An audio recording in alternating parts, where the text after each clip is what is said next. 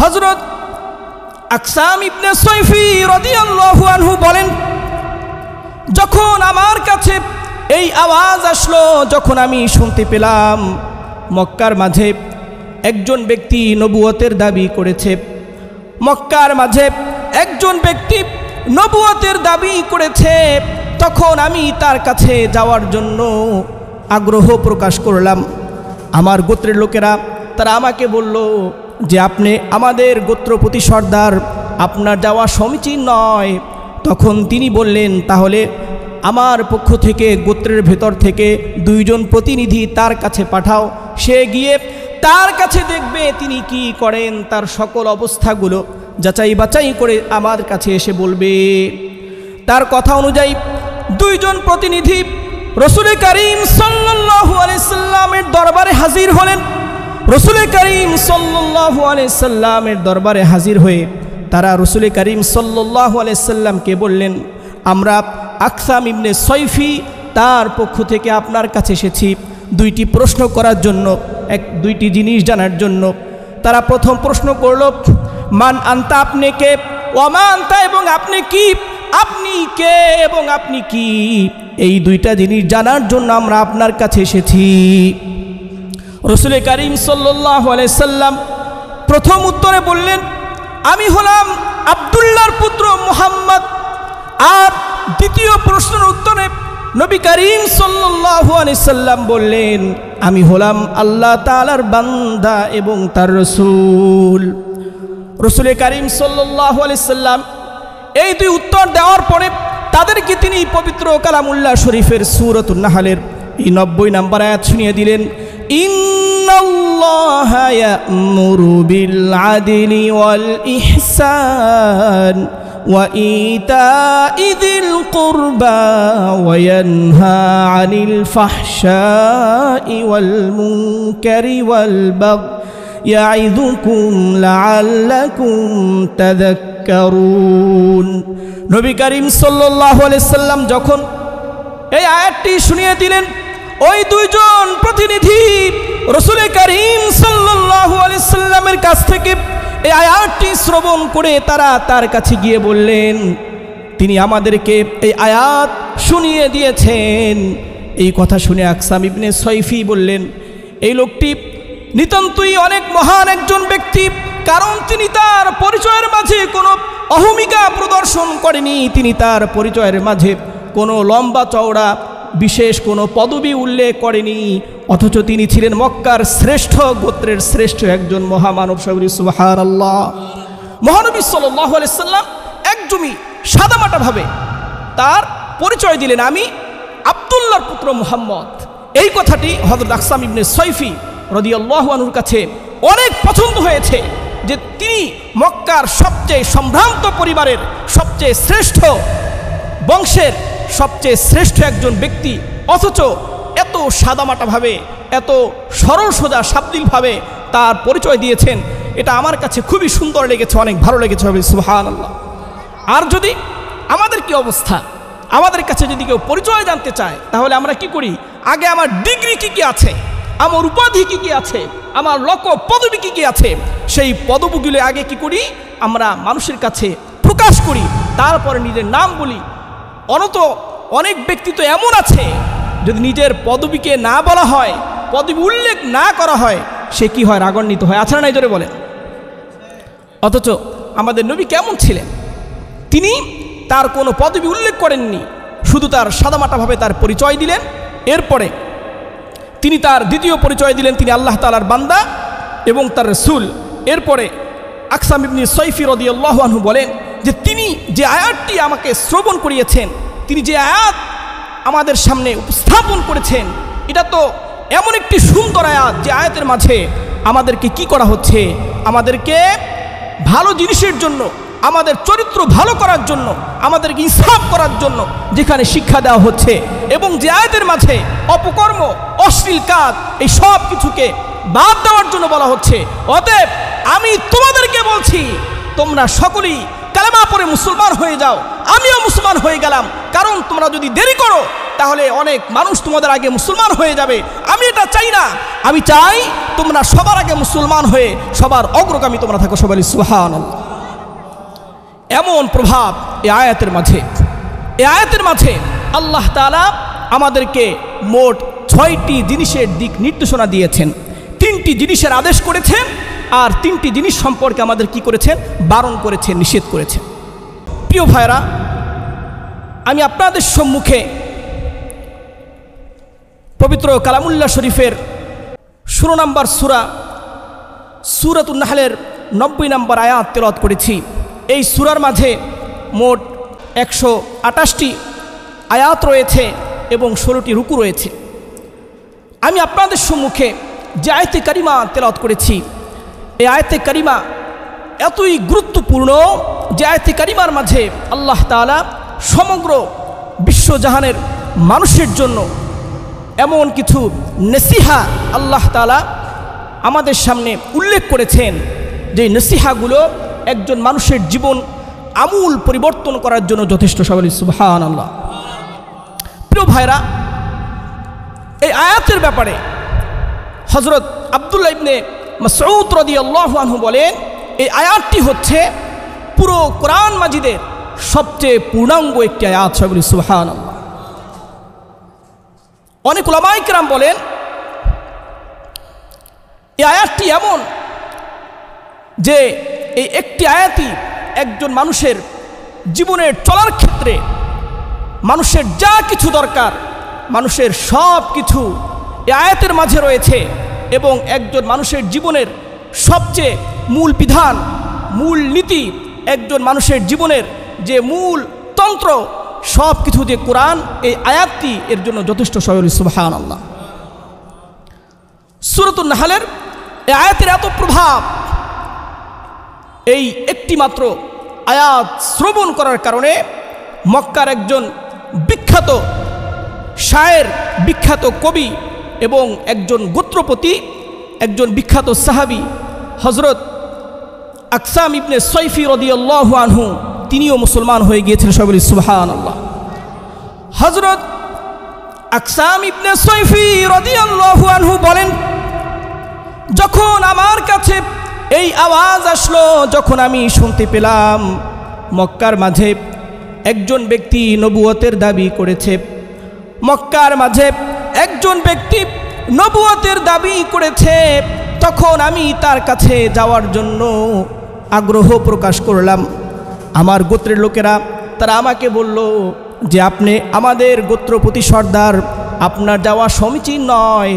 তখন তিনি বললেন, তাহলে আমার পক্ষ থেকে গোত্রের ভেতর থেকে 2 জন প্রতিনিধি তার কাছে পাঠাও, সে গিয়ে তার কাছে দেখবে তিনি কি করেন, তার সকল অবস্থাগুলো যাচাই বাছাই করে আমার কাছে এসে বলবে। তার কথা অনুযায়ী 2 জন প্রতিনিধি রাসূল কারীম সাল্লাল্লাহু আলাইহি সাল্লামের দরবারে হাজির হলেন। রাসূল কারীম সাল্লাল্লাহু আলাইহি সাল্লামের দরবারে হাজির হয়ে তারা রাসূল কারীম সাল্লাল্লাহু আলাইহি সাল্লামকে বললেন, আমরা আকসাম ইবনে সয়ফি তার পক্ষ থেকে আপনার কাছে এসেছি 2টি প্রশ্ন করার জন্য, 2টি জিনিস জানার জন্য। তারা প্রথম প্রশ্ন করল, মান আনতা, আপনি কে, ওমা আনতা, এবং আপনি কি, আপনি কে এবং আপনি কি, এই 2টা জিনিস জানার জন্য আমরা আপনার কাছে এসেছি। রাসূল কারীম সাল্লাল্লাহু আলাইহি সাল্লাম প্রথম উত্তরে বললেন, আমি হলাম আব্দুল্লাহর পুত্র মুহাম্মদ। আর দ্বিতীয় প্রশ্নের উত্তরে নবী করিম সাল্লাল্লাহু আলাইহি সাল্লাম বললেন, আমি হলাম আল্লাহ তাআলার বান্দা এবং তার রাসূল। রাসূল করিম সাল্লাল্লাহু আলাইহি সাল্লাম এই 2 উত্তর দেওয়ার পরে তাদেরকে তিনি পবিত্র কালামুল্লাহ শরীফের সূরাতুন নাহলের এই 90 নম্বর আয়াত শুনিয়ে দিলেন, ইন্নাল্লাহা ইয়া'মুরু বিল আদলি ওয়াল ইহসান ওয়া ইতা'i যিল কুরবা ওয়া ইয়ানহা আনিল ফাহশাই ওয়াল মুনকারি ওয়াল বাগই ইয়া'ইযুকুম লা'আল্লাকুম তাযাক্কারুন।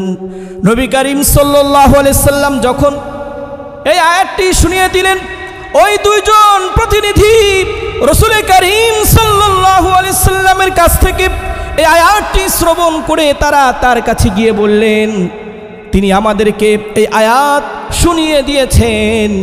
এই কথা শুনে আকসাম ইবনে সয়ফি বললেন, এই লোকটি নিতান্তই অনেক মহান একজন ব্যক্তি, কারণ তিনি তার পরিচয়ের মাঝে কোনো অহমিকা প্রদর্শন করেনি, তিনি তার পরিচয়ের মাঝে কোনো লম্বা চওড়া বিশেষ কোনো পদবি উল্লেখ করেনি, অথচ তিনি ছিলেন মক্কার শ্রেষ্ঠ গোত্রের শ্রেষ্ঠ একজন মহামানব। সুবহানাল্লাহ। মহানবী সাল্লাল্লাহু আলাইহি সাল্লাম একদমই সাদামাটাভাবে তার পরিচয় দিলেন, আমি আব্দুল্লাহর পুত্র মুহাম্মদ। এই কথাটি হযরত আকসাম ইবনে সয়ফি রাদিয়াল্লাহু আনহুর কাছে অনেক পছন্দ হয়েছে, যে তিনি মক্কার সবচেয়ে সম্ভ্রান্ত পরিবারের সবচেয়ে শ্রেষ্ঠ বংশের সবচেয়ে শ্রেষ্ঠ একজন ব্যক্তি, অথচ এত সাদামাটাভাবে এত সরল সোজা শাব্দিকভাবে তার পরিচয় দিয়েছেন। এটা আমার কাছে খুবই সুন্দর লেগেছে, অনেক ভালো লেগেছে। সুবহানাল্লাহ। আর যদি আমাদের কি অবস্থা, আমাদের কাছে যদি কেউ পরিচয় জানতে চায়, তাহলে আমরা কি করি? আগে আমার ডিগ্রি কি কি আছে, আমার উপাধি কি কি আছে, আমার লকব পদবি কি কি আছে, সেই পদবিগুলো আগে কি করি? আমরা মানুষের কাছে প্রকাশ করি, তারপরে নিজের নাম বলি। অনেক ব্যক্তি তো এমন আছে, যদি নিজের পদবিকে না বলা হয়, পদবি উল্লেখ না করা হয়, সে কি হয়? রাগান্বিত হয়। আছে না নাই? জোরে বলেন। অথচ আমাদের নবী কেমন ছিলেন? তিনি তার কোনো পদবি উল্লেখ করেননি, শুধু তার সাদামাটাভাবে তার পরিচয় দিলেন। এরপরে তিনি তার দ্বিতীয় পরিচয় দিলেন, তিনি আল্লাহ তাআলার বান্দা এবং তার রাসূল। এরপরে আকসাম ইবনে সয়ফি রাদিয়াল্লাহু আনহু বলেন যে তিনি যে আয়াতটি আমাকে শ্রবণ করিয়েছেন, তিনি যে আয়াত আমাদের সামনে উপস্থাপন করেছেন, এটা তো এমন একটি সুন্দর আয়াত, যে আয়াতের মাঝে আমাদেরকে কি করা হচ্ছে? আমাদেরকে ভালো জিনিসের জন্য, আমাদের চরিত্র ভালো করার জন্য, আমাদেরকে ইনসাফ করার জন্য যেখানে শিক্ষা দেওয়া হচ্ছে, এবং যে আয়াতের মাঝে অপকর্ম, অশ্লীল কাজ, এই সব কিছুকে বাদ দেওয়ার জন্য বলা হচ্ছে। অতএব আমি তোমাদেরকে বলছি, তোমরা সকলেই কালেমা পড়ে মুসলমান হয়ে যাও। আমিও মুসলমান হয়ে গেলাম, কারণ তোমরা যদি দেরি করো তাহলে অনেক মানুষ তোমাদের আগে মুসলমান হয়ে যাবে। আমি এটা চাই না, আমি চাই তোমরা সবার আগে মুসলমান হয়ে সবার অগ্রগামী তোমরা থাকো। সবাই সুবহানাল্লাহ। এমন প্রভাব এই আয়াতের মাঝে। এই আয়াতের মাঝে আল্লাহ তাআলা আমাদেরকে মোট 6টি জিনিসের দিক নির্দেশনা দিয়েছেন, 3টি জিনিসের আদেশ করেছেন, আর 3টি জিনিস সম্পর্কে আমাদের কি করেছেন? বারণ করেছেন, নিষেধ করেছেন। 3টি জিনিস সম্পর্কে আমাদেরকে আদেশ করেছেন। এর ভিতরে 1 নাম্বার হচ্ছে আদল, ইনসাফ। ইন্নাল্লাহা ইয়া'মুরু বিল আদল। সর্বপ্রথম তিনি কি করেছেন? আমাদেরকে ইনসাফ সম্পর্কে, আদল সম্পর্কে আল্লাহ তাআলা নসিহা করেছেন, নির্দেশ প্রদান করেছেন। আমরা জুমার খুতবায়,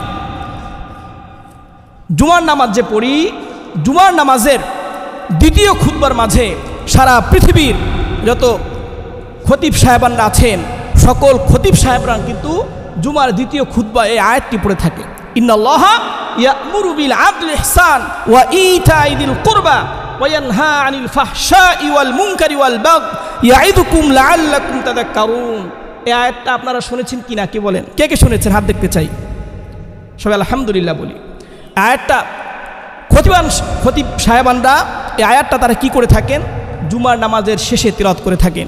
এই আয়াতটি সর্বপ্রথম মুসলিম জাহানের, যাকে পঞ্চম খলিফা হিসাবে অভিহিত করা হয়, হযরত ওমর ইবনে আব্দুল আজিজ রাহমাতুল্লাহি আলাইহি, তিনি এই আয়াতটি এর তাৎপর্যের কারণে তার খুতবার মাঝে তিনি এটা কি করেছিলেন? অন্তর্ভুক্ত করেছিলেন। পরবর্তী যুগে তাকে অনুসরণ করে আসলাফ, আমাদের সালফে সালিহিন উলামায়ে কেরাম, তার অনুসারে এই আয়াতটিকে জুমার দ্বিতীয় খুতবায় কি করে থাকেন? তিলাওয়াত করে থাকেন, পড়ে থাকেন। কারণ এর মর্ম এত বেশি, একজন মানুষের পুরো জীবন পরিবর্তনের জন্য কেবলমাত্র একটি আয়াতই যথেষ্ট। সবাই সুবহানাল্লাহ। তো আয়াতের ভিতরে আল্লাহ তাআলা সর্বপ্রথম যেই বিষয় নির্দেশ প্রদান করেছেন তা কি? ইন্নাল্লাহা ইয়া'মুরু বিল আদল। আল্লাহ তাআলা ইনসাফ সম্পর্কে মানুষকে নির্দেশ করছেন, মানুষ তোমরা সমাজে ইনসাফ কায়েম করো। সমাজের মাঝে কি কায়েম করো? জোরে বলি, ইনসাফ কায়েম করো তোমরা সমাজের মাঝে। এই আয়াতের ব্যাখ্যায় মুফাসসিরিন ইকরাম, এর ভিতরে একজন মুসলিম জাহানের বিখ্যাত দার্শনিক হযরত মুহিউদ্দিন ইবনে আরবি রাহমাতুল্লাহি আলাইহি, তিনি এই আয়াতের খুব সুন্দর ব্যাখ্যা করেছেন। ইনসাফের তিনি এখানে খুব সুন্দর ব্যাখ্যা করেছেন। তিনি উল্লেখ করেছেন আদল শব্দের অর্থ হচ্ছে সমান করা। আদল শব্দের অর্থ কি জোরে বলি? আল্লাহ তাআলা যেখানে ইন্নাল্লাহা ইয়া'মুরু বিল আদল, আদল উল্লেখ করেছেন, এই আদল শব্দের অর্থ হচ্ছে সমান করা। কি করা জোরে বলি? সমান করা, সমান করা। এরপরে তিনি বলেন যে মানুষের সম্পর্কের কারণে এই আয়াতের অর্থের মাঝে কি হয়ে যায়? পরিবর্তন হয়। সম্পর্কের পরিবর্তনের কারণে এই আয়াতের অর্থের মাঝে কি হবে? পরিবর্তন হবে। এরপরে তিনি বলেন এর ভিতরে প্রথম আদল হচ্ছে আল্লাহ তাআলা ও বান্দার মাঝে আদল। সবাই জোরে বলি, এক নম্বরে কি? আল্লাহ তাআলা ও বান্দার মাঝে আদল। আল্লাহ তাআলা ও বান্দার মাঝে আদল যখন হবে তখন এর অর্থ হচ্ছে যে বান্দা আল্লাহ তাআলার জন্য তার মনের সকল কামনা বাসনা সব কিছু বিসর্জন দিয়ে রব্বে কারিমের ভালোবাসা এবং আল্লাহ তাআলার বিধানকে তিনি তার জীবনে, একজন মানুষ তার জীবনে সর্বাগ্রে রাখবে। এটা হচ্ছে প্রথম আদল, আদল প্রথম অর্থ। এরপরে তিনি বলেন আদলের দ্বিতীয় অর্থ হচ্ছে নিজের সাথে আদল করা। আদল বিন নাফস, নিজের সাথে কি করা? আদল করা। একজন মানুষ সে তার নিজের সাথে আদল করবে, নিজের সাথে ইনসাফ করবে, নিজের সাথে ন্যায় বিচার করবে। এর অর্থ কি? এর অর্থ হচ্ছে যে একজন ব্যক্তি সে তার নিজেকে, তার দেহকে এবং তার আত্মাকে যাবতীয় খারাপি থেকে সে কি করবে?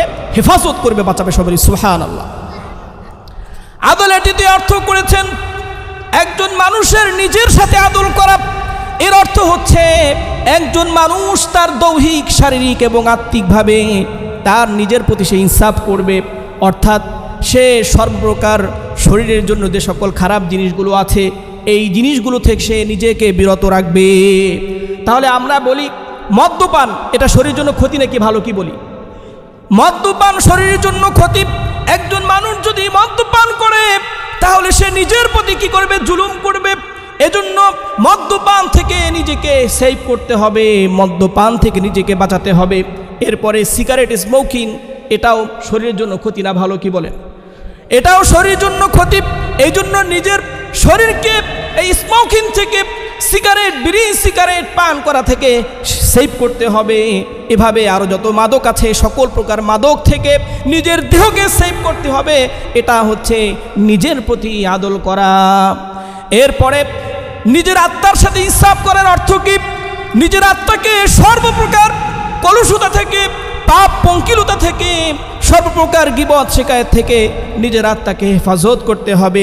এই দুই প্রকারের সমন্বয় হযরত মুহিউদ্দিন ইবনে আরবী রাহমাতুল্লাহি আলাইহি বলেন মানুষ নিজের সাথে ইনসাফ করবে, অর্থাৎ নিজের দেহ এবং আত্মাকে যাবতীয় ক্ষতি থেকে সে বাঁচাবে। এটা হচ্ছে কি? আদলের দ্বিতীয় অর্থ। এরপরে আদলের তৃতীয় অর্থ তিনি করেন মানুষ যত মাখলুকাত আছে, পৃথিবীতে যত সৃষ্টিজীব আছে সকল সৃষ্টিজীবের প্রতি মানুষ ইনসাফ করবে। এটা হচ্ছে আদলের তৃতীয় অর্থ। অর্থাৎ সমাজে যত সৃষ্টিজীব আছে, যত মাখলুকাত আছে সকল মাখলুকাতকে সর্বপ্রকার কষ্ট থেকে সে কি করবে? নিরাপত্তা দিবে। এজন্য অনর্থকভাবে একটা প্রাণীর জীবন নষ্ট করা যায় না। একটা পিঁপড়াকে অনর্থকভাবে মারা যায় না। একটা গাছের পাতা অনর্থকভাবে ছিঁড়ে ফেলা, নষ্ট করা, একটা গালের ডাল অনর্থক ভেঙে ফেলা, এটাও মুসলমানদের জন্য অনুচিত। এর কারণ কি? এর কারণ হচ্ছে সমস্ত মাখলুকাতের প্রতি আপনার কি করতে হবে? ইনসাফ করতে হবে। মানুষকে জুলুম করা যাবে না, অন্যের প্রতি অবিচার করা যাবে না। এটা হচ্ছে মানুষ এবং সমস্ত সৃষ্টিজীবের প্রতি যে আদল ইনসাফ করা। এর অর্থ মুহিউদ্দিন ইবনে আরবী রাহমাতুল্লাহি আলাইহি বলেন আল্লাহ তাআলা এখানে এই আদল শব্দের মাধ্যমে এই তিন প্রকারের অর্থ আল্লাহ তাআলা বুঝিয়েছেন। সবাই সুবহানাল্লাহ। আদল, ইনসাফ। ইনসাফ কি জিনিস? ইনসাফ শিখব আমাদের নবী মুহাম্মদ আহমদ মুস্তাফা সাল্লাল্লাহু আলাইহি সাল্লামের কাছ থেকে আমরা ইনসাফ শিখব। তিনি মানুষের সাথে কেমন ইনসাফপূর্ণ আচরণ করেছেন। মক্কার তায়েফে যখন তিনি, মক্কার অদূরে তায়েফে যখন তিনি ইসলামের জন্য দাওয়াত দিতে গেছেন, সেখানে দীর্ঘ 1 মাস পর্যন্ত মানুষকে ইসলামের প্রতি দাওয়াত দেওয়ার পরেও একজন মানুষও যখন মুসলমান হলো না, বরং উল্টা রাসূল কারীম সাল্লাল্লাহু আলাইহি সাল্লামকে বিভিন্নভাবে নির্যাতন করা হয়েছে, তার দেহ মোবারক রক্তাক্ত করা ফেলে হয়েছে। রাসূল কারীম সাল্লাল্লাহু আলাইহি সাল্লামের সাথে তার আজাদকৃত গোলাম হযরত যায়েদ ইবনে হারিসা রাদিয়াল্লাহু আনহু ছিলেন, যেদিক থেকে পাথর নিক্ষেপ করা হতো তিনি রাসূল করিম সাল্লাল্লাহু আলাইহি সাল্লামকে সেই দিক থেকে তিনি সেভ করতেন, নিজের গায়ে পাথর আঘাত বহন করতেন। এভাবে রাসূল করিম সাল্লাল্লাহু আলাইহি সাল্লামকে বিভিন্ন দিক থেকে পাথর নিক্ষেপ করতে করতে যখন তার পদযুগল থেকে রক্ত ঝরে পড়তো, রাসূল করিম সাল্লাল্লাহু আলাইহি সাল্লাম ক্লান্ত হয়ে বসে যেতেন। পুনরায় তাকে আবার হাত ধরে উঠানো হতো, আবার যখন চলা শুরু করতেন পুনরায় তার শরীরের উপরে পাথর নিক্ষেপ করে তাকে জখম করা হতো। সবাই বলি নাউজুবিল্লাহ। দেখুন এমন কঠিন অবস্থায়ও রাসূল করিম সাল্লাল্লাহু আলাইহি সাল্লাম মানুষের জন্য বদদোয়া করেননি, বরং আকাশের ফেরেশতা ওই মক্কার তায়েফের কাছে পাহাড়ের যে ফেরেশতারা ছিল তারা রাসূল করিম সাল্লাল্লাহু আলাইহি সাল্লামের কাছে এসে বলল, ইয়া রাসূলুল্লাহ, আপনি শুধু একবার বলেন এই তায়েফবাসীকে আমরা উভয় পাহাড়ের নিচে চেপে উভয় পাহাড়ের নিচে আমরা পিষ্ট করে দেই। রাসূল করিম সাল্লাল্লাহু আলাইহি সাল্লাম বললেন, না না, তাদেরকে পিষ্ট করা যাবে না, তারা হয়তো বুঝিনি, তারা হয়তো বুঝিনি, তবে তাদের যে বংশধর আছে তাদের বংশধর অবশ্যই বুঝবে, তারা ইসলাম গ্রহণ করবে, তারা এক আল্লাহর প্রতি ঈমান আনয়ন করবে। সবাই সুবহানাল্লাহ। রাসূল করিম সাল্লাল্লাহু আলাইহি সাল্লাম কি করেননি? কোনো মানুষকে আঘাত করেননি, তিনি ইনসাফ করেছেন। এভাবে আমরা হযরত আবু বকর সিদ্দিক রাদিয়াল্লাহু আনহুর দিকে যদি তাকাই তখন আমরা দেখতে পাই হযরত আবু বকর সিদ্দিক রাদিয়াল্লাহু আনহু তিনি তার এক গোলামকে কান ধরে একবার টান দিয়েছিলেন। টান দেওয়ার পরে তার মনে হয়েছিল যে আমার গোলামের প্রতি আমার অবিচার হয়েছে। এরপরে পুনরায় তিনি গোলামের কাছে এসে বলল যে, গোলাম, আমার কান ধরে তুমি এটা টান দিয়ে দাও। এটা আমরা কল্পনা করতে পারবো যে নিজের গোলামকে তিনি কি বলেছেন যে আমার কান ধরে একটা টান দাও। আমি তোমার কান ধরে টান দিয়েছি, তোমার প্রতি জুলুম করেছি। যদি আল্লাহ তাআলা কাল কিয়ামতের দিন আমাকে জিজ্ঞেস করে, আমার কোনো জবাব দেওয়ার কোনো পথ নেই, আল্লাহর কাছে আমি আটকে যাব, তুমি আমার কান ধরে একটা টান দিয়ে দাও। এভাবে তারা কি করেছে? ইনসাফ কায়েম করেছে। কোনো মানুষের প্রতি তারা কি করেন নাই? কখনোই অবিচার করেন নাই।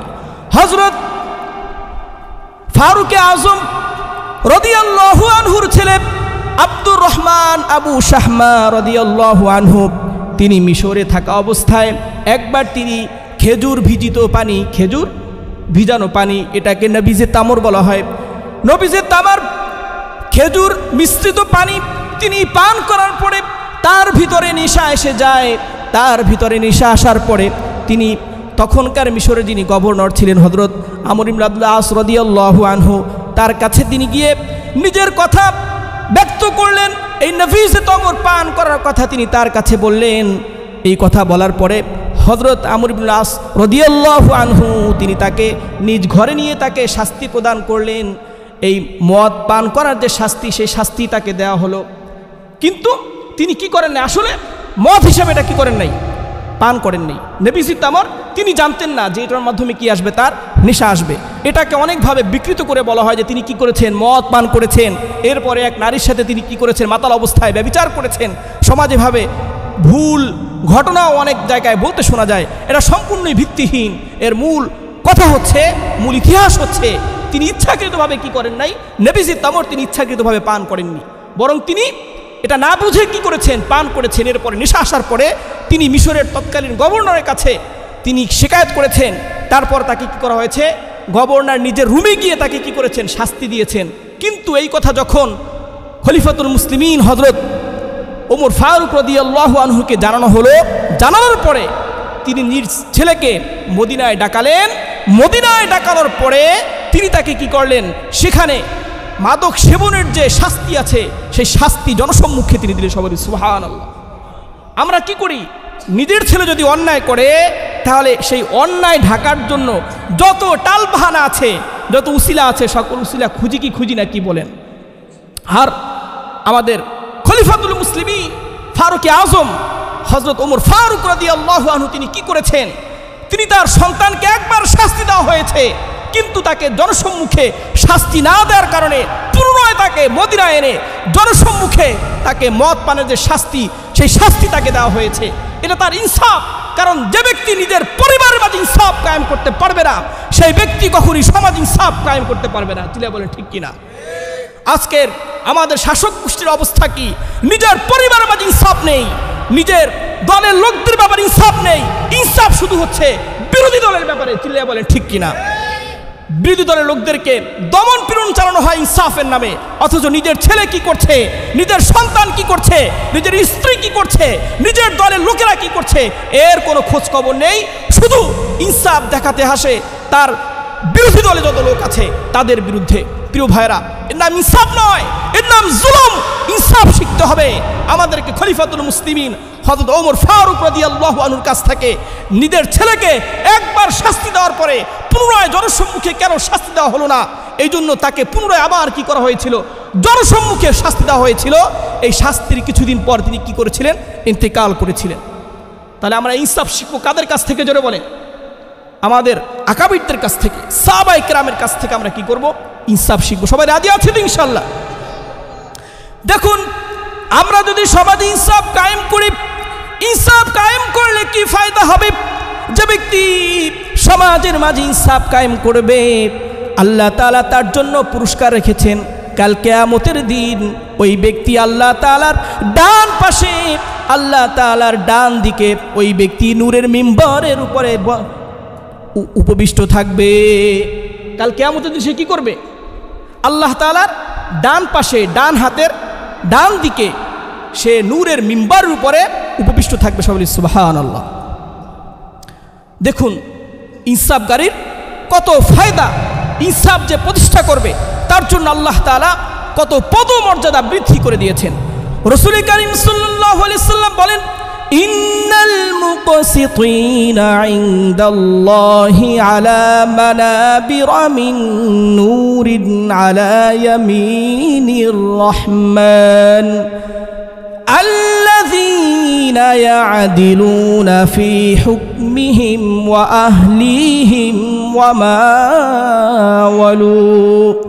রাসূল কারীম সাল্লাল্লাহু আলাইহি সাল্লাম বলেন, সুবিচারকগণ, ন্যায় বিচারকগণ আল্লাহ তাআলার কাছে কিয়ামতের দিন তার ডান দিকে নূরের মিম্বরের উপর উপবিষ্ট থাকবেন। যারা তাদের বিচার কার্যে, তাদের পরিবারের মাঝে এবং তাদের অধীনস্থ লোকদের মাঝে ইনসাফ কায়েম করেছে, ন্যায় বিচার প্রতিষ্ঠা করেছে, তাদের জন্য এই পুরস্কার। সবাই সুবহানাল্লাহ। এজন্য সর্বপ্রথম ইনসাফ কায়েম করতে হবে নিজের পরিবারের মাঝে। কোথায় জোরে বলি? নিজের পরিবারের মাঝে সর্বপ্রথম ইনসাফ কায়েম করতে হবে। নিজের সন্তানদের সাথে ইনসাফ কায়েম করতে হবে, নিজের স্ত্রীর সাথে ইনসাফ কায়েম করতে হবে, নিজের আত্মীয় স্বজনের সাথে, নিজের পরিবারের মাঝে সর্বপ্রথম ইনসাফ কায়েম করতে হবে। এরপরে নিজের বিচার কার্যে, যারা বিচার কার্য সম্পাদন করে তাদেরকে তাদের বিচার কার্যে কি করতে হবে, ইনসাফ কায়েম করতে হবে। নিজেদের বিচার কার্যে ইনসাফ কায়েম করতে হবে। কোনো ব্যক্তি যদি নিজের বিচার কার্যে ইনসাফ কায়েম না করে, কাল কিয়ামতের দিন আল্লাহ তাআলার কাছে তাকে দণ্ডায়মান হতে হবে। আল্লাহ তাআলা পবিত্র কালামুল্লাহ শরীফের সূরাতুল মায়েদার 8 নম্বর আয়াতে আল্লাহ তাআলা ইনসাফের সাথে সাক্ষ্য দেওয়া, ইনসাফের সাথে বিচার করা আল্লাহ তাআলা কি করেছেন, মানুষদেরকে এই জন্য নির্দেশ প্রদান করেছেন। আল্লাহ তাআলা পবিত্র কালামুল্লাহ শরীফের সূরাতুন নিসার 58 নম্বর আয়াতে আল্লাহ তাআলা বলেছেন, ওয়াইদা হাকামতুম বাইনান নাসি আন তাহকুমু বিল আদল। আর যখন তোমরা মানুষের মাঝে বিচার করবে, মানুষের মাঝে যখন তোমরা বিচার কার্য সম্পাদন করবে, তখন তোমরা অবশ্যই ইনসাফের সাথে বিচার কার্য সম্পাদন করবে। তাহলে আমাদের বিচার করতে হবে কিসের সাথে? জোরে বলি, বিচারের সাথে। বিচার করতে হবে ইনসাফের সাথে, ন্যায়পরায়ণতার সাথে, কোনো পক্ষপাতিত্ব না করে, এক আল্লাহ তাআলাকে ভয় করে। যে ব্যক্তি শাস্তির প্রাপ্য তাকে অবশ্যই শাস্তি দিতে হবে, আর যে ব্যক্তি বিনা দোষী, যার কোনো দোষ নেই, তাকে শাস্তি থেকে কি করতে হবে, মুক্তিদান করতে হবে। কিন্তু আমাদের সমাজে বর্তমানে চিত্র উল্টা। যে ব্যক্তি দোষ করেনি তাকেও আয়না ঘরে ঢুকানো হয়। চিল্লায়া বলেন ঠিক কিনা? দোষ নেই, নিজের দলের বিপরীতে গিয়েছে, নিজের মতের বিপরীতে গিয়েছে, তাকে ঢুকানো হয় কোথায়? আয়না ঘরে। বিচারের নামে প্রহসন করা হয়, বিচারের নামে মানুষের প্রতি জুলুম করা হয়। অথচ আল্লাহ তাআলা বলেছেন, ওয়াইদা হাকামতুম বাইনান নাস আন তাহকুমু বিল আদল। যখন তোমরা বিচার কার্য সম্পাদন করবে মানুষের মাঝে, তখন ইনসাফের সাথে বিচার করবে। তাহলে আমরা আজ কি করছি? আজ আমরা আল্লাহ তাআলার বিধানকে ভুলে গিয়েছি নিজেদের স্বার্থের জন্য। দেখুন, যে ব্যক্তি যে সমাজ থেকে ইনসাফ উঠে যাবে, সেই সমাজে আল্লাহ তাআলা অবশ্যই মুসিবত দান করবে, সমাজ ধ্বংস হয়ে যাবে। যেখানে ইনসাফ থাকবে না, যেখানে ইনসাফ থাকবে না, সেই সমাজ টিকবে না, সেই সমাজ ধ্বংস হয়ে যাবে। যেখানে ধনী শ্রেণীর ব্যক্তিরা, এলিট শ্রেণী যারা স্বাবলম্বী, যখন তারা সমাজের মাঝে ইনসাফ করবে না, তখন এর খারাপ প্রভাব সমাজের প্রতিটা সেক্টরে সেক্টরে, প্রতিটা ক্ষেত্রে ক্ষেত্রে, রন্ধ্রে রন্ধ্রে পৌঁছে যাবে। আর ওই সমাজ সমূলে ধ্বংস হয়ে যাবে। ওই সমাজের মানুষ ন্যূনতম শান্তি, ন্যূনতম আরাম, ন্যূনতম কোনো কিছু উপভোগ করতে পারবে না। তাদের জিন্দেগিটা জাহান্নামে পরিণত হবে। এজন্য প্রিয় ভাইরা, যারা বিচার কার্য করছেন, আল্লাহ তাআলা যাদেরকে বিচারক হিসাবে মনোনীত করেছেন, এত সম্মান দান করেছেন, আপনাদের সূরাতুন নিসার এই 58 নম্বর আয়াতকে আপনারা স্মরণ করুন। আল্লাহ তাআলা আপনাদেরকে বলেছেন ইনসাফের সাথে বিচার কায়েম করতে। এরপরে আল্লাহ তাআলা সূরাতুল মায়েদায় ইনসাফ সম্পর্কে বলেন, ইয়া আইয়ুহাল্লাযীনা আমানু কুনু কওয়ামিনা লিল্লাহি শুহাদাআ বিল কিসত। হে ঈমানদারগণ, হে ঈমানদারগণ, তোমরা আল্লাহ তাআলার জন্য ইনসাফের সাথে সাক্ষী প্রদানের জন্য তোমরা অবিচল থাকো। যখন কোনো ব্যক্তিকে সাক্ষ্য দানের জন্য, কোনো বিচারের সাক্ষী দানের জন্য যখন কোনো ব্যক্তিকে ডাকা হয়, তখন ওই ব্যক্তির উপরে ওয়াজিব হয়ে যায় সে আল্লাহ তাআলার জন্য ইনসাফের সাথে সাক্ষ্য দান করবে। ইনসাফের সাথে সাক্ষ্য দিতে হবে। টাকা খেয়ে যে বেশি টাকা দিবে, টাকার বস্তা যেদিকে ফেরানো হবে আপনি সেদিকেই সাক্ষ্য দিলেন।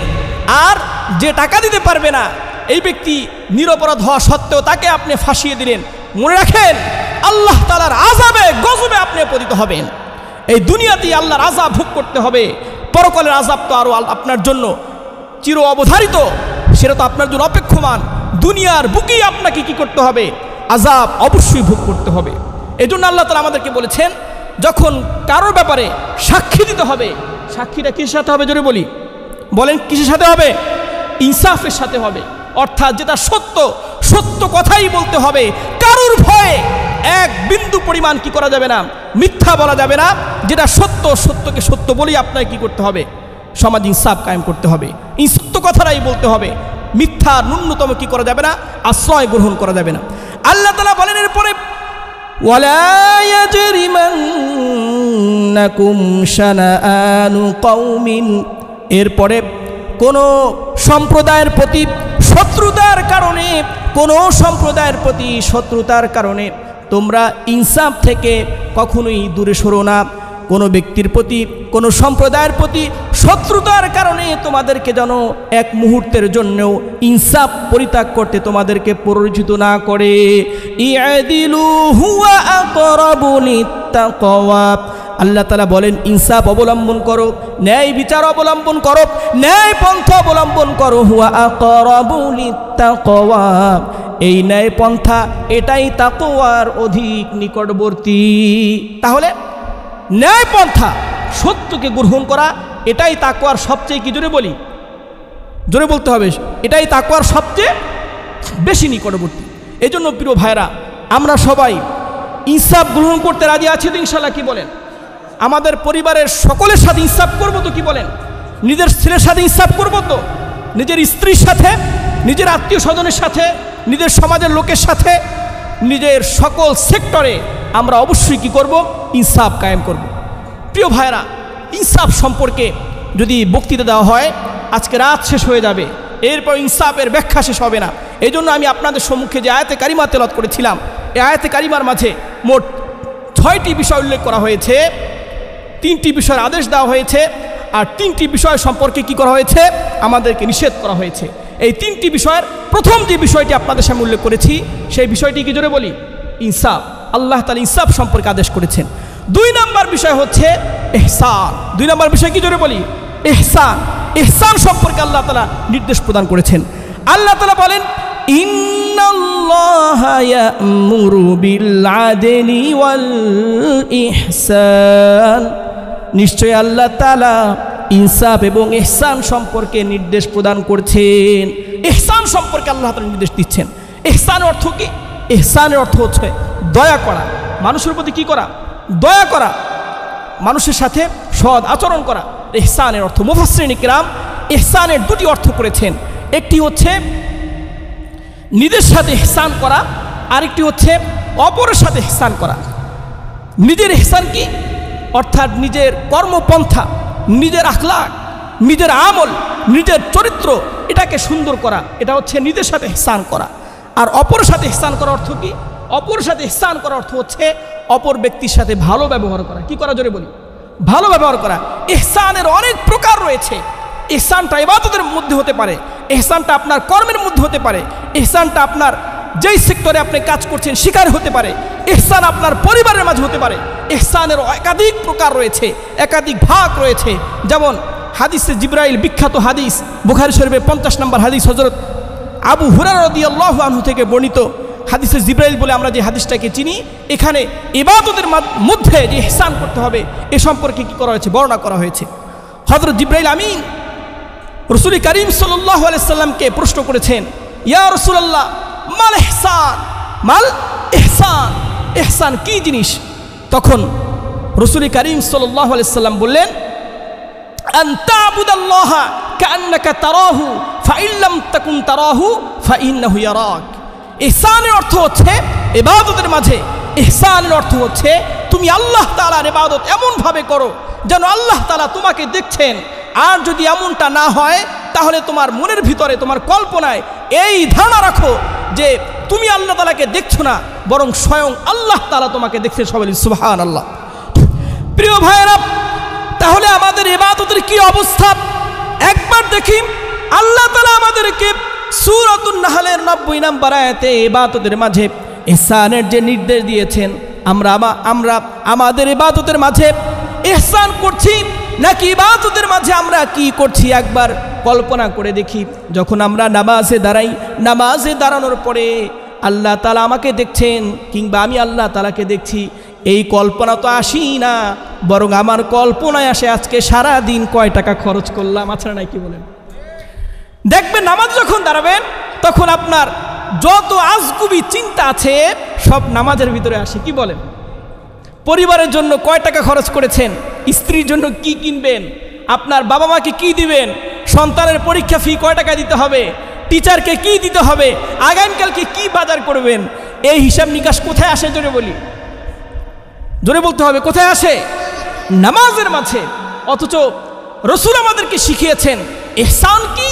ইহসান হচ্ছে আন তা'বুদাল্লাহা কান্নাকা তারাহু ফাইন লাম তাকুন তারাহু ফাইন্নাহু ইয়ারাক, যে তুমি আল্লাহর ইবাদত করো এমন ভাবে যে আল্লাহ তাআলা তোমাকে দেখছেন, তুমি আল্লাহ তাআলাকে দেখছো। আর যদি তুমি আল্লাহ তাআলাকে দেখছো এমনটা না হয়, তাহলে আল্লাহ তাআলা তোমাকে দেখছেন, এর মাঝে কোনো সন্দেহ আছে? কি বলেন? আমরা যে ইবাদত করছি, আমাকে, আপনাকে, আমাদের সবাইকে আল্লাহ তাআলা যে দেখছেন, এর মাঝে কারো সন্দেহ আছে? কি বলেন? যদি কোনো ব্যক্তি এই সন্দেহ করে তার তো ঈমানই থাকবে না। যদি কোনো ব্যক্তি নামাজের মাঝে এই চিন্তা করে যে আমাকে কেউ দেখছে না, আপনার হিসাব নিকাশ যা আছে সব আপনি কি করছেন? নামাজের ভিতরে করছেন।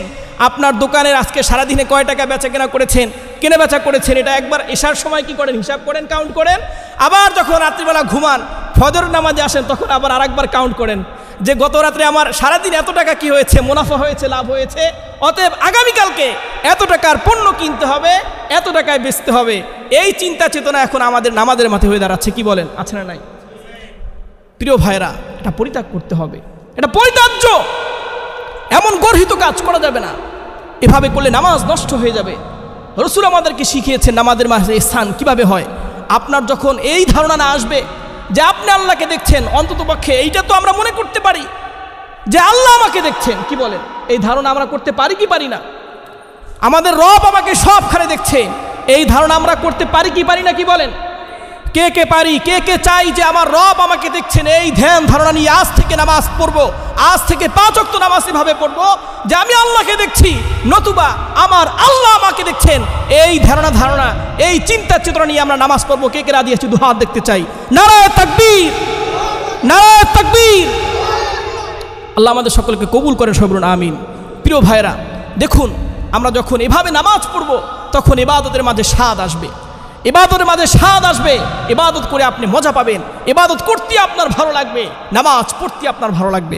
আর যখন এভাবে এই চিন্তা চেতনা না আসবে যে আপনি নামাজের মাঝে একাগ্রতার সাথে আল্লাহ আপনাকে দেখছেন, এই চিন্তা চেতনার বাহিরে গিয়ে যখন আপনি নামাজ পড়বেন, প্রিয় ভাইরা, এই নামাজ আপনাকে ন্যূনতম শান্তি দিবে না। এই নামাজ আপনাকে শান্তি দিবে না। এই নামাজের মাধ্যমে আপনি কোনো ফায়দা, এই নামাজের মাধ্যমে আপনি কোনো প্রশান্তি পাবেন না। রাসূল কারীম সাল্লাল্লাহু আলাইহি সাল্লাম বলেছেন, আমার চোখের শীতলতা হচ্ছে কি, জোরে বলি, নামাজ। কুররাতু আইনি আস-সালাহ, আমার চোখের শীতলতা নামাজ। নামাজের মাধ্যমে আমি পুলক অনুভব করি, নামাজের মাধ্যমে আমার হৃদয় প্রশান্তি হয়ে যায়, নামাজের মাধ্যমে আমার শরীরে একটা ভিন্ন স্বাদ অনুভব করি। এই স্বাদ যদি আমরা পেতে চাই, অবশ্যই আমাদেরকে রাসূল যা বলেছেন, ইহসান অর্থাৎ নামাজের মাঝে ইহসান কিভাবে করে, কান্নাকা তারাহু, আমি আল্লাহকে দেখছি, আল্লাহ আমাকে দেখছেন, এই চিন্তা চেতনা নিয়ে নামাজ পড়তে হবে। সবাই রাজি আছি তো ইনশাআল্লাহ? যদি আমরা এভাবে কি করতে পারি, ইবাদত করতে পারি, তবেই কি পাবো, ইবাদতের মাঝে কি পাবো, স্বাদ পাবো। ইবাদতের মাধ্যমে আমার কি হবে, জিন্দেগি পরিবর্তন হবে। এজন্য প্রিয় ভাইরা, আমাদেরকে ইহসান করতে হবে, অপরের প্রতি ইহসান আমরা কিভাবে করব, আমাদের সাহাবায়ে কেরামের কাছ থেকে শিখতে হবে। সাহাবায়ে কেরাম কিভাবে অপর মানুষের প্রতি ইহসান করেছেন, রাসূল কারীম সাল্লাল্লাহু আলাইহি সাল্লাম কিভাবে মানুষের সাথে ইহসান করেছেন। রাসূল কারীম সাল্লাল্লাহু আলাইহি সাল্লাম জীবনে কোনো মানুষকে কখনোই আঘাত করেন নাই। বহুত কষ্ট নির্যাতন সহ্য করার পরেও কারো গায়ে রাসূল কারীম সাল্লাল্লাহু আলাইহি সাল্লাম কখনো হাত দেননি। তিনি কি করেন নাই, কোনো মানুষের গায়ে হাত দেননি। হযরত রাসূল কারীম সাল্লাল্লাহু আলাইহি সাল্লামের মাথার উপরে একবার আবু জাহেল উটের ভুঁড়িগুলো রাসূল কারীম সাল্লাল্লাহু আলাইহি সাল্লাম যখন সিজদায় গিয়েছিলেন, সিজদারত অবস্থায় রাসূলের মাথার উপরে আবু জাহেল রাসূলকে কষ্ট দেওয়ার জন্য উটের ভুঁড়িগুলো রেখে দিয়েছিল। রাসূল কারীম সাল্লাল্লাহু আলাইহি সাল্লামের দম বের হয়ে যাওয়ার অবস্থা, তার কন্যা হযরত ফাতেমা রাদিয়াল্লাহু আনহাকে খবর দেওয়া হলো, তোমার বাবার মাথার উপরে উটের ভুঁড়ি রেখে দেওয়া হয়েছে, তুমি তাড়াতাড়ি গিয়ে তাকে সাহায্য করো। তখন হযরত ফাতেমাতুজ জাহরা রাদিয়াল্লাহু আনহা তিনি এসে রাসূল কারীম সাল্লাল্লাহু আলাইহি সাল্লামের মাথার উপর থেকে উটের ভুঁড়ি সরিয়ে দিয়েছেন, কিন্তু আবু জাহেলের কাছ থেকে প্রতিশোধ নেননি। কি বলেন, আবু জাহেলের কাছ থেকে তিনি প্রতিশোধ নেননি। এর নাম হচ্ছে ইহসান। ইহসান অর্থ কি, অপরের প্রতি দয়া দেখানো। যদিও রাসূল কারীম সাল্লাল্লাহু আলাইহি সাল্লামের অধিকার ছিল তাকে শাস্তি দেওয়া, কিন্তু তিনি কি করেছেন, তার প্রতি ইহসান করেছেন। এভাবে রাসূলের পুরো জীবনীতে যদি আমরা দেখি, হযরত আনাস রাদিয়াল্লাহু আনহু বলেন, আমি রাসূল কারীম সাল্লাল্লাহু আলাইহি সাল্লামের খেদমতে 10 বছর আমি ছিলাম। আমি 10 বছর তার কি করেছি, সেবা করেছি, খেদমত করেছি। আল্লাহর কসম করে বলি, আমি 10 বছর তার যে সেবা করেছি, তার সে রাসূল কারীম সাল্লাল্লাহু আলাইহি সাল্লাম আমার সেবার অনেক বেশি করেছেন। সবাই বলি সুবহানাল্লাহ। আমরা কে বলতে পারবো, আমরা অপরের সেবা করি, যদি আমার কোনো বড় মানুষ হয় তার সেবা করি, কিন্তু সেও যে আমার সেবা করবে, এটা কি কল্পনা করা যায়? কি বলেন, আমরা কল্পনা করতে পারি? কি বলেন, কল্পনা করা যায় না। যে আপনি আপনার বড় কি করেছেন, সেবা করেছেন, সেও যে আপনার সেবা করবে, এটা কল্পনা করা যায় না। কিন্তু রাসূল কারীম সাল্লাল্লাহু আলাইহি সাল্লাম তিনি করে দেখিয়েছেন কিভাবে সমাজের মাঝে ইহসান কায়েম করতে হয়, সমাজের মাঝে কিভাবে অপর সাথে ভালো ব্যবহার করতে হয়। এটা রাসূল কারীম সাল্লাল্লাহু আলাইহি সাল্লাম সমাজের মানুষকে চোখে আঙ্গুল দিয়ে দেখিয়েছেন। চিল্লায় বলেন ঠিক কিনা? এজন্য আমরাও যদি রাসূলকে ভালোবাসি, আমরাও যদি বলি যে আমরা আসলেই বাস্তবিক পক্ষেই আমরা আশিকে রাসূল, তাহলে আমাদেরকেও রাসূলের পথে অবলম্বন করতে হবে, মানুষের প্রতি ইহসান করতে হবে, মানুষের প্রতি দয়া দেখাতে হবে। এটা রাসূলের গুণ। এজন্য আমাদেরও দায়িত্ব হচ্ছে আমরা রাসূল কারীম সাল্লাল্লাহু আলাইহি সাল্লামের পথে হাঁটবো, তার নীতি অবলম্বন করব, মানুষকে ভালোবাসবো, মানুষকে কষ্ট দিব না। সবাই রাজি আছি তো ইনশাআল্লাহ? এরপরে প্রিয় ভাইরা, এই আয়াতের মাঝে দ্বিতীয় অংশে আল্লাহ তাআলা আমাদেরকে নির্দেশ দিয়েছেন, ইতাইযিল কুরবা, ইন্নাল্লাহা ইয়া'মুরু বিল আদলি ওয়াল ইহসানি ওয়া ইতাইযিল কুরবা। ইতাইযিল কুরবা, আত্মীয় স্বজনের হক আদায় করা, এই সম্পর্কে আল্লাহ তাআলা আমাদেরকে নির্দেশ দিয়েছেন। এই ব্যাপারে আল্লাহ তাআলা পবিত্র কালামুল্লাহ শরীফের সূরা বানী ইসরাঈলের 26 নম্বর আয়াতে বলেন, ওয়া আতিদাল কুরবা হাক্কাহু ওয়াল মিসকিনা ওয়া ইবনাস সাবিল ওয়ালা তুবাযযির তাবযীরা। আল্লাহ তাআলা বলেন তুমি তোমার আত্মীয় স্বজনের হক আদায় করো। ওয়া আতিদাল কুরবা হাক্কাহু, আত্মীয় স্বজনের হক আদায় করো এবং এতিম মিসকিন যারা আছে, অসহায় দরিদ্র ব্যক্তি যারা আছে তাদেরকেও সাহায্য করো, তাদের হক আদায় করো। অবনাস সাবিল, এবং পথিক যারা আছে তাদেরও হক আদায় করো। ওয়ালা তুবাযযির তাবযীরা, এবং ন্যূনতম অপচয় করো না। কি বলেছেন? আত্মীয়র হক আদায় করো। আমাদের সমাজের মাঝে এখন এমন একটা অবস্থা দাঁড়িয়েছে, আত্মীয় স্বজনের খোঁজ খবর নাই। ভাই কোথায় আছে খোঁজ নাই, চাচা কোথায় আছে খোঁজ নাই, বোন কোথায় আছে খোঁজ নাই, কারো সাথে কোনো সম্পর্ক নাই। যার যার মতো করে সে সমাজে বসবাস করছে। আমাদেরকে খেয়াল করতে হবে, আমাদেরকে স্মরণ রাখতে হবে যে আল্লাহ তাআলা আমাদেরকে নির্দেশ দিয়েছেন আত্মীয় স্বজনের হক আদায় করতে হবে। এজন্য রাজি আছি তো ইনশাআল্লাহ? আল্লাহ তাআলার নির্দেশ কি করতে হবে? আত্মীয় স্বজনের হক আদায় করতে হবে।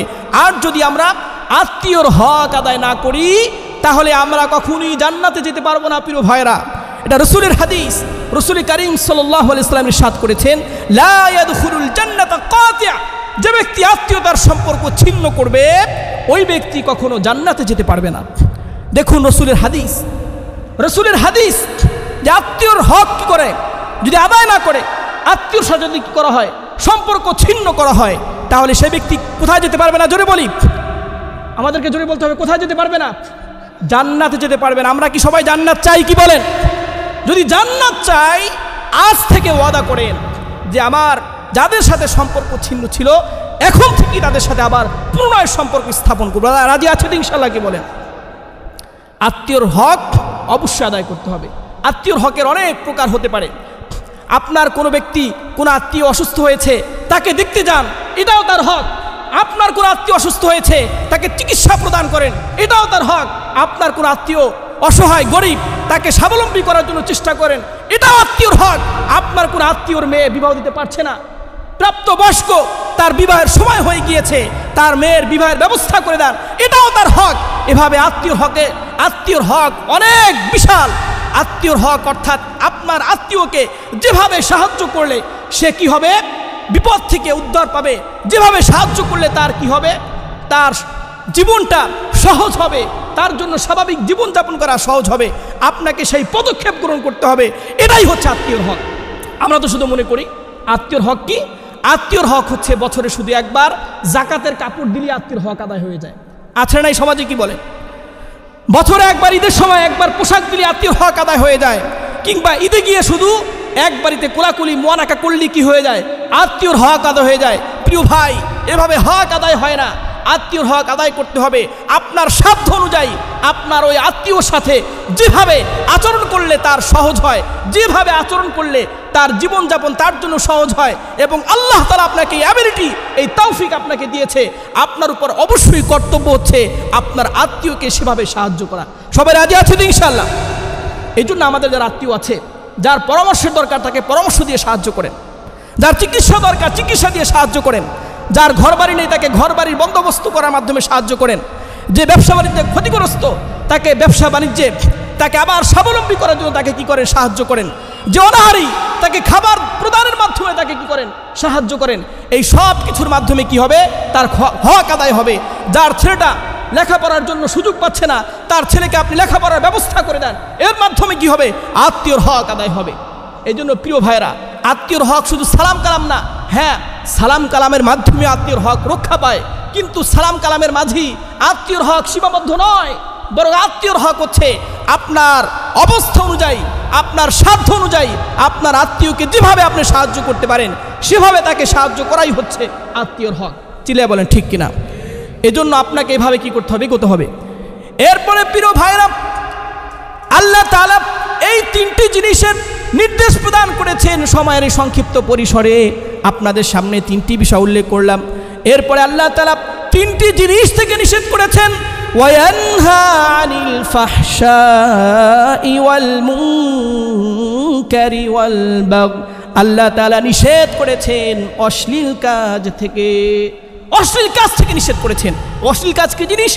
অশ্লীল কাজ হচ্ছে সমাজের মাঝে প্রকাশ্যে যত গুনাহের কাজ করা হয়, প্রকাশ্যে যত খারাপি কাজ করা হয়, প্রকাশ্যে কাজকে অশ্লীল বলা হয়। প্রকাশ্যে কাজকে কি বলা হয়? প্রকাশ্যে পাপাচারে লিপ্ত হওয়াকে কি বলা হয়? জোরে বলি, অশ্লীল বলা হয়। প্রকাশ্যে সমাজে পাপাচারে লিপ্ত হওয়াকে অশ্লীল কাজ বলা হয়। তাহলে আপনারা বলুন, সমাজে যে সুদি কারবার হচ্ছে, সুদি লেনদেন হচ্ছে, এটা অশ্লীল কি অশ্লীল না? জোরে বলেন। এটা অপরাধ কি অপরাধ না? এটা প্রকাশ্যে করা হয়, এটা অশ্লীল কাজ। বেহায়াপনা করা হয়, পর্দাহীনতা দেখানো হয়, বিভিন্ন জায়গায় যুগলবন্দি হয়ে একসাথে ঘোরা হয়, আলিঙ্গন করা হয়, চুম্বন করা হয়, নাউজুবিল্লাহ। এই সবগুলো অশ্লীল, এগুলোকে পরিত্যাগ করতে হবে। আমাদের সামনে আগামীকাল আসছে বিশ্ব কি দিবস? জোরে বলি, বিশ্ব বেহায়াপনা দিবস। 14ই ফেব্রুয়ারি বিশ্ব ভালোবাসা দিবস নয়, বরং এটা বিশ্ব বেহায়াপনা দিবস। মুসলমানের মাঝে এভরিডে, প্রতিদিন বিশ্ব ভালোবাসা দিবস পালিত হয় মুসলমানের প্রতিটা ফ্যামিলির মাঝে। জোরে বলেন, ছিলে ঠিক কিনা? মুসলমানের পরিবারের মাঝে প্রতিদিনই তো ভালোবাসার দিবস। বাবার সাথে সন্তানের ভালোবাসা, মায়ের সাথে সন্তানের ভালোবাসা, স্ত্রীর সাথে স্বামীর ভালোবাসা, স্বামীর সাথে স্ত্রীর ভালোবাসা, ভাই বোনের ভালোবাসা, এরা তো মুসলিম সমাজে প্রতিদিনের ব্যাপার। মুসলিম সমাজে নির্দিষ্ট একটি দিনকে কেন্দ্র করে কখনই কোনো ভালোবাসা দিবস পালন করার কোনো অনুমোদন নেই। এটা পশ্চিমা কালচার, এটা ওয়েস্টার্ন প্যাটার্ন, এটাকে আমাদের পরিত্যাগ করতে হবে। আগামীকালকে ভালোবাসা দিবসের নামে যা করা হবে এটা প্রকাশ্যে অশ্লীল কাজ, এটাকে অবশ্যই আমাদের পরিত্যাগ করতে হবে। সবাই রাজি আছেন ইনশাআল্লাহ? আল্লাহ তাআলা আমাদেরকে বলেছেন, ওয়ায়ানহা আনিল ফাহশাই ওয়াল মুনকার, ওয়ায়ানহা আনিল ফাহশা। অশ্লীল কাজ থেকে আল্লাহ তাআলা আমাদের কি করেছেন? নিষেধ করেছেন। এই জন্য একটা অবিবাহিত প্রাপ্তবয়স্ক ছেলে মেয়ে একসাথে হাত ধরে হাঁটে, গায়ে গা লাগিয়ে হাঁটে, একে অপরের সাথে কোলাকুলি করে, এটা যে অশ্লীলের মাঝে কোনো সন্দেহ আছে কি বলেন? এটাকে যে অশ্লীল মনে করবে না, আমাদের মনে করতে হবে তার দিমাগে সমস্যা আছে, তাকে চিকিৎসা করানো দরকার। কিন্তু আমাদের সমাজের অবস্থা এমন হয়েছে, এটাকে আমরা এখন অশ্লীল মনে করি না। বাসার ছাদে ছাদে নাচের গানের আয়োজন করা হয়, প্রাপ্তবয়স্ক নারী পুরুষের অবাধ মিলামেশা সেখানে কি হয়? একদম হর হামেশা চলতেই থাকে দিনভর। পার্কে পার্কে বিভিন্ন জায়গায় ছেলে মেয়ের ডেট, ওপেন ডেট চলতে থাকে, আর সমাজের মানুষ এটা প্রতিরোধ করার জন্য কোনো চেষ্টা করে না। তার মানে বুঝা গেল এই সমাজের এখন চিকিৎসা করা দরকার। চিল্লা বলেন ঠিক কিনা? সমাজের চিকিৎসা কির মাধ্যমে হবে? সমাজের চিকিৎসা হবে ওয়াজ নসিহার মাধ্যমে, সমাজের চিকিৎসা হবে কোরআনের বাণী প্রতিটা মানুষের কাছে পৌঁছে দেওয়ার মাধ্যমে, সমাজের চিকিৎসা হবে আপনার সন্তানকে মাদ্রাসায় পড়ানোর মাধ্যমে। এখানে আজকে যে উপলক্ষে মাহফিল করা হয়েছে, এটা মাদ্রাসার ছাত্রদের প্রদর্শন উপলক্ষে কি করা হচ্ছে? মাহফিলের আয়োজন করা হয়েছে। আপনার সন্তানকে মাদ্রাসায় পড়ানোর পরে আপনার সন্তানের মাঝে এই বুঝ আসবে যে একজন গায়রে মাহরাম মহিলার সাথে সাক্ষাৎ করা কখনোই জায়েজ নেই। তার সাথে কথা বলা, তার সাথে আলিঙ্গন করা, তাকে জড়িয়ে ধরা, তার সাথে এসএমএস করা, তার সাথে চ্যাট করা, তার সাথে বিভিন্নভাবে অবৈধভাবে ভালোবাসা বিনিময় করা, এটা সম্পূর্ণরূপে গর্হিত হারাম কাজ। এই উপলব্ধি আপনার সন্তানের কোত্থেকে আসবে? জোরে বলি, এই মাদ্রাসাগুলি থেকে। এই জন্য আমাদের সন্তানদেরকে মাদ্রাসায় পাঠাতে হবে, তাদেরকে মাদ্রাসায় ভর্তি করতে হবে, মাদ্রাসায় পড়ানোর জন্য তাদের কী করতে হবে? সাহায্য করতে হবে। তবেই আপনার সন্তানদের মাঝে কি আসবে? হুঁশ আসবে, সমাজ পরিবর্তন হবে। আপনার সন্তান ঠিক হয়ে তার ভাইকে ঠিক করবে, তার বোনকে ঠিক করবে, তার আত্মীয় স্বজনকে ঠিক করবে। এভাবে সমাজের মাঝে একটা বিপ্লব কায়েম হবে। সমাজ থেকে সকল অপসংস্কৃতি, সমাজ থেকে সকল অপশক্তি, সমাজ থেকে সকল অশান্তি সব কিছু দূর হবে ইনশাআল্লাহ। এই জন্য প্রিয় ভাইরা, আমরা আসুন আজকে যে সময়ের এই সংক্ষিপ্ত পরিসরে যা কিছু বলা হলো, আমরা সবাই সেগুলোর উপরে আমল করার চেষ্টা করি। পাশাপাশি এই ওয়াজগুলো পরিপূর্ণরূপে শোনার জন্য আমাদের নির্দিষ্ট মিডিয়া আছে, যেমন রাহবার মিডিয়া, বিডি। এই মিডিয়ার মাধ্যমে আপনারা সার্চ করে সেখান থেকেও বাকি বয়ান শুনতে পারেন। এই জন্য আসুন আমরা সবাই এখন থেকে আমাদের সমাজকে পরিবর্তনের জন্য আমরা ইসলামের পথে হাঁটি, রসুলের দেখানো পথে হাঁটি। এবং আল্লাহ তাআলা আজকে সূরাতুন নাহলের যে আয়াত অবতীর্ণ করেছে, 90 নম্বর আয়াত, এই আয়াতের যে শিক্ষা আমরা পেলাম, এই শিক্ষা আমি আমার নিজের জীবনে বাস্তবায়ন করি, আমার পারিবারিক জীবনে বাস্তবায়ন করি এবং সমাজের মাঝে এই শিক্ষা আমরা ছড়িয়ে দিই। আল্লাহ তাআলা আমাদের সকলকে তৌফিক দান করেন। ওয়া আখিরু দাওয়ানা আনিল হামদ।